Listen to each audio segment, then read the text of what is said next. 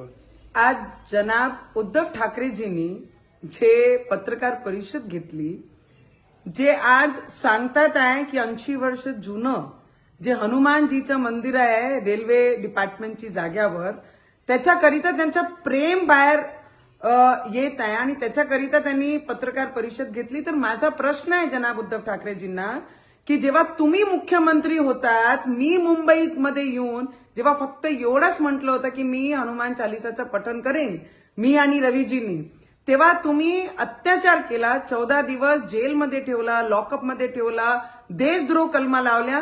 तेव्हा हनुमानजी आणि हनुमान चालिसा का आठवली नाही आणि हिंदुत्व का आठवलं नाही?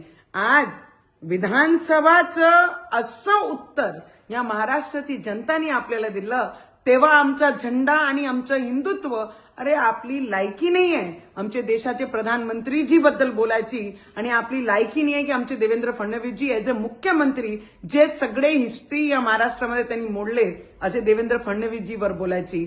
आपण म्हणत आहे बांगलादेशवर जे अत्याचार होत आहे, मला तुम्हाला एक प्रश्न विचारायचा आहे. जेव्हा सगळे हिंदू एक झाले आणि पूर्ण महाराष्ट्रामध्ये जेव्हा ते निषेध रॅल्या काढत होते, तेव्हा उद्धवजी आपल्याला माझा प्रश्न आहे, तेव्हा एकही रॅलीमध्ये आपण का निषेध करण्याकरिता आपण पोचले नाही? पूर्ण महाराष्ट्रामध्ये प्रत्येक ठिकाणी 4-4 महिन्याचा बाळ सुद्धा त्या रॅलीमध्ये निषेध करण्यासाठी होता की आमचा झेंडा आणि येणारा भविष्य हिंदुत्वाचा हा सुरक्षित राहिला पाहिजे. तेव्हा उद्धवजी, जनाब उद्धवजी, आपण का दिसल्या नाही, आपण का बाहेर पडल्या नाही? आणि आपण जे फक्त टोमण्या मारण्याकरिता जनाब उद्धव ठाकरेजींनी जे पत्रकार परिषद घेतली, तर त्यांना माझी एक सल्ला आहे की तुम्ही आम्हाला हिंदुत्व शिकू नये. ज्यांना दुसऱ्या झेंड्यासोबत प्रेम झालं, ज्यांचे रॅलीमध्ये पाकिस्तानचे झेंडे दिसतात, त्यांनी आम्हाला आमचा भगवा आणि आमचे भगव्याचं महत्व आणि आमचे हिंदुत्वाचं महत्व आम्हाला शिकू नये.